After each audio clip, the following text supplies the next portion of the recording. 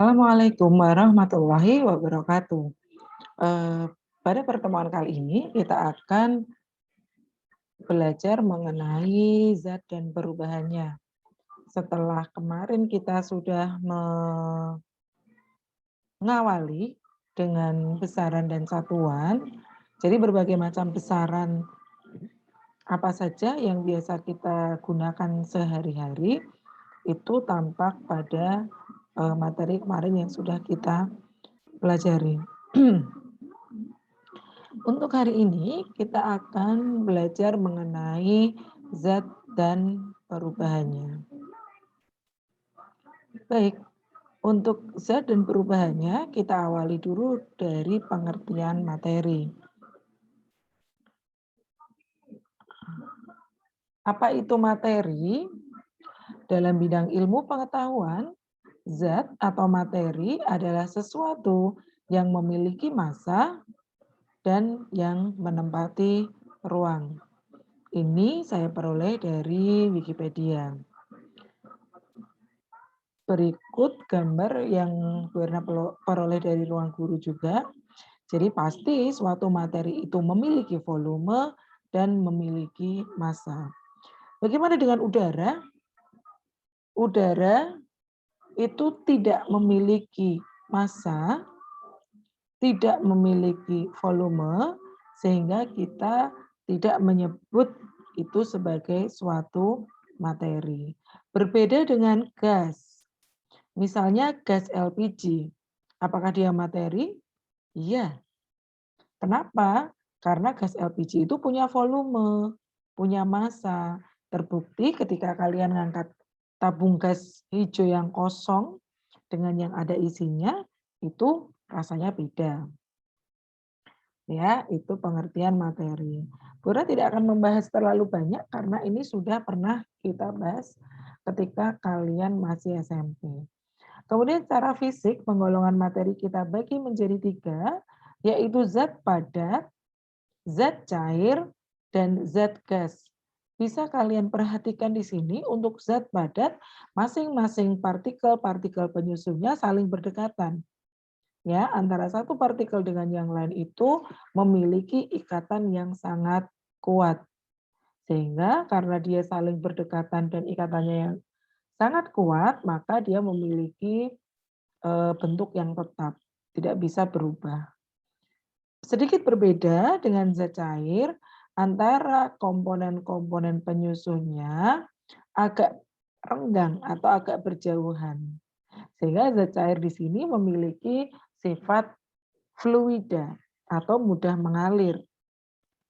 Ya, seperti yang kalian tahu misalnya air atau H2O itu cair karena antara komponen H2O satu dengan yang lain itu terikat tapi tidak terlalu kuat.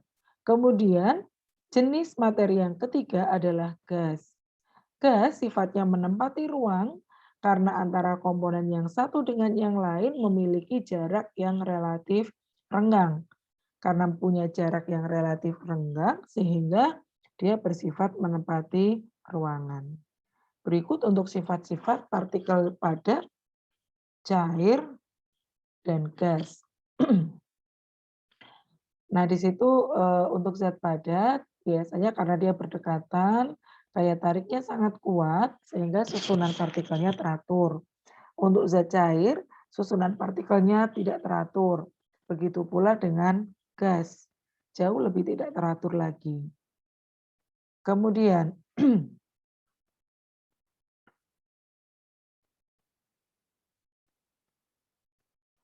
wujud zat merupakan salah satu sifat yang dimiliki oleh zat tersebut.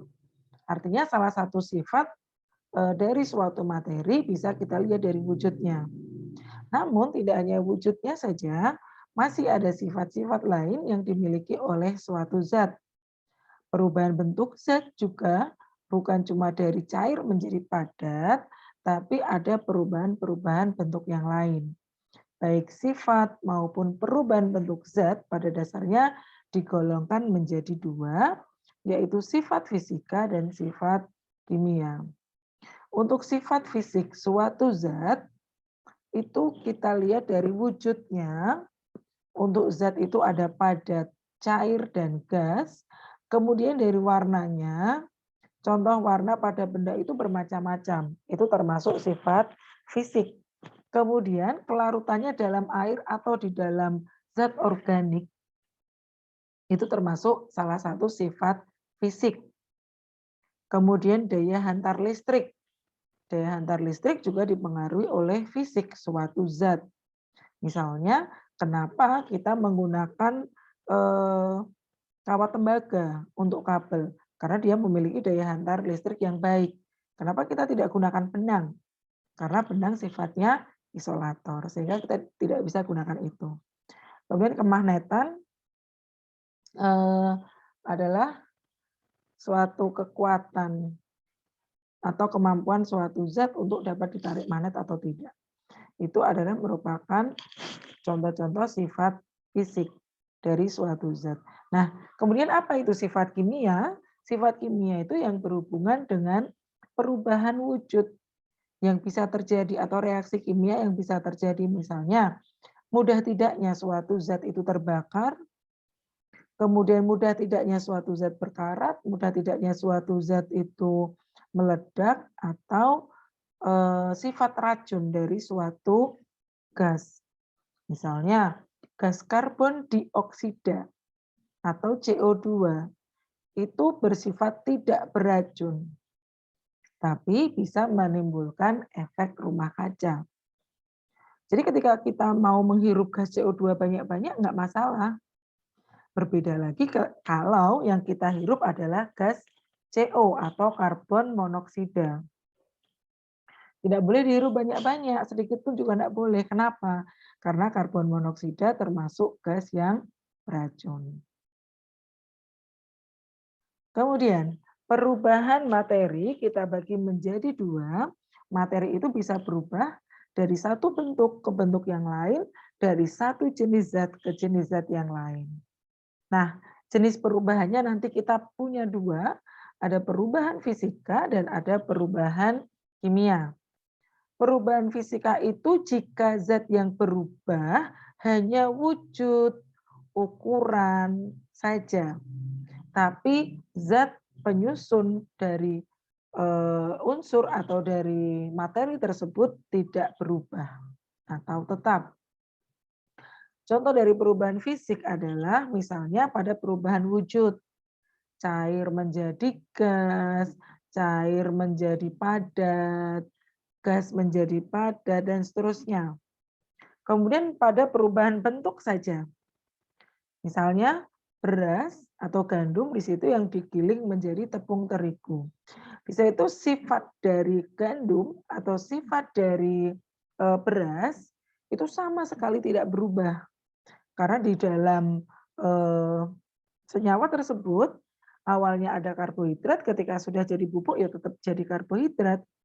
Sama ketika kalian makan nasi dengan makan tepung, makan mie misalnya.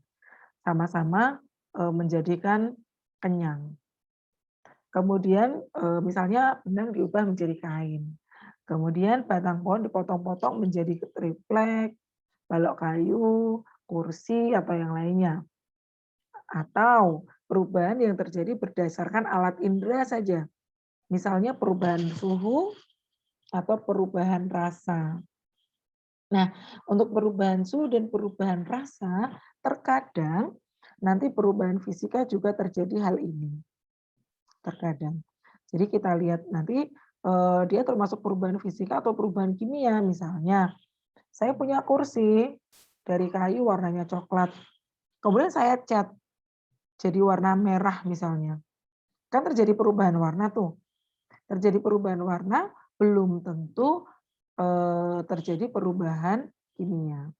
Karena perubahan warna yang terjadi hanya karena dicat, maka perubahannya juga termasuk perubahan fisika. Kayu tetap berupa kayu, tidak berubah menjadi yang lain. Nah, contoh perubahan fisika ini ya. Misalnya,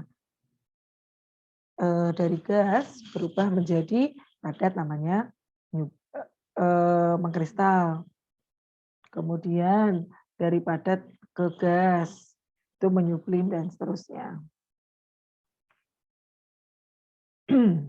Contoh dari perubahan fisika misalnya pada pembuatan bubuk kopi, dari butiran kopi, pembuatan kursi goyang, dari kayu, kemudian misalnya es yang mencair. Kemudian untuk perubahan yang kedua, kita punya perubahan kimia. Nah, perubahan kimia di sini menyebabkan terbentuknya zat yang baru.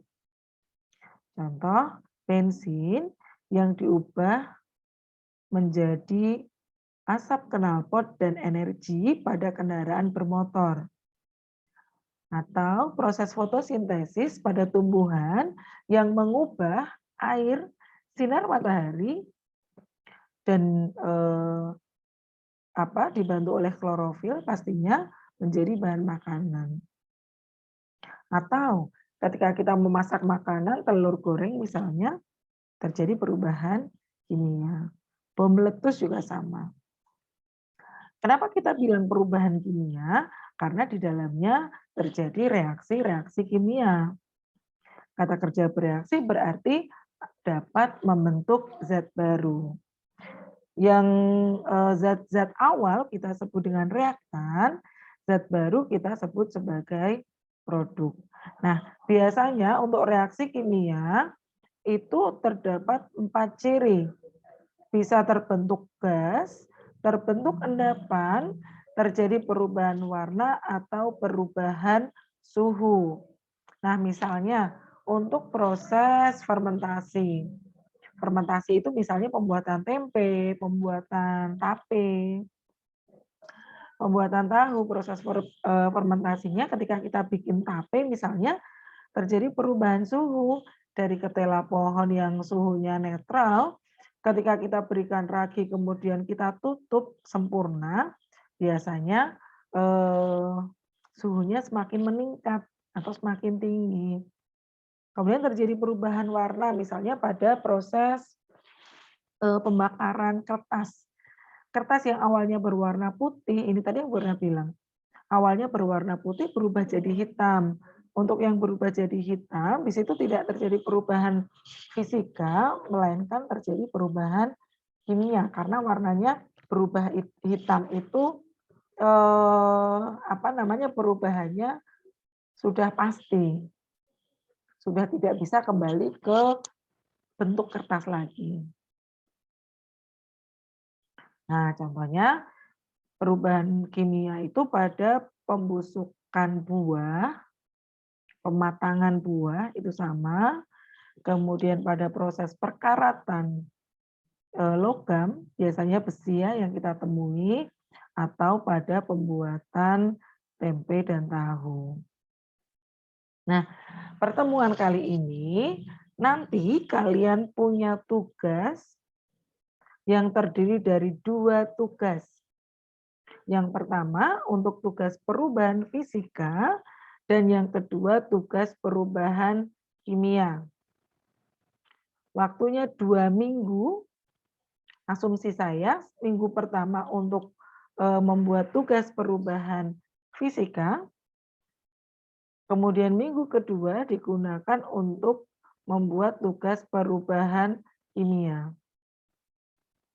Untuk yang perubahan fisika dan kimia, silahkan buat produk apapun yang bermanfaat dan usahakan harus memiliki nilai jual. Misalnya, pembuatan tepung beras dari butiran beras, pembuatan serbuk minuman jahe wangi, pembuatan bubuk kunyit misalnya, pembuatan bawang bubuk, pembuatan kopi bubuk atau yang lainnya. Nah, untuk cara kerjanya kalian boleh mencari dari berbagai sumber, kemudian silahkan buat rancangan kerjanya, kemudian lakukan pembuatan perubahan fisikanya dengan cara di video. Kemudian setelah kalian video, kalian boleh mengedit video tersebut menjadi bentuk yang lebih sempurna. Nah, dalam hal ini kalian boleh menggunakan aplikasi apapun. Ya, kemudian untuk tugas perubahan kimianya sama, ini kalian boleh lakukan di minggu yang kedua. Sama tugasnya buat produk yang bermanfaat, eee, yang memiliki nilai jual yang pasti, misalnya membuat tempe dari kedelai, tahu dari kedelai, membuat tape dari singkong atau tape dari ketan, terus membuat pupuk kompos juga boleh, pupuk organik cair juga boleh dan sebagainya, bebas. Ya, silahkan di video juga, kemudian silahkan diedit, beserta cara kerja yang kalian, lakukan, sesuai dengan yang kalian lakukan, kemudian tugasnya tersebut nanti silahkan kalian upload di akun YouTube kalian masing-masing. Setelah kalian upload, copy link-nya untuk kumpulkan di Google Classroom. Nah, untuk, hasilnya nanti silahkan saya minta sampel sedikit saja, kemudian sampel tersebut diletakkan di mana terserah, monggo, dituliskan nama, kelas, dan nomor absen, boleh dikumpulkan ke sekolah, dijadikan satu juga boleh, sebisa mungkin dijadikan satu ya, mungkin bisa gabung ke salah satu siswa, kemudian dikumpulkan pas kalian ke sekolah. Atau kalau tugasnya jadi hari ini semua, nanti kita kumpulkan sama-sama juga boleh. Nah, ini note-nya tadi sudah saya jelaskan. Kemudian untuk tugas, pertemuan kali ini hanya itu. Kemudian untuk materi penggolongan zat secara kimia, ini akan Bu Erna jelaskan pada pertemuan yang akan datang. Untuk hari ini cukup, insya Allah kita ketemu lagi minggu depan. Selamat pagi, Assalamualaikum warahmatullahi wabarakatuh.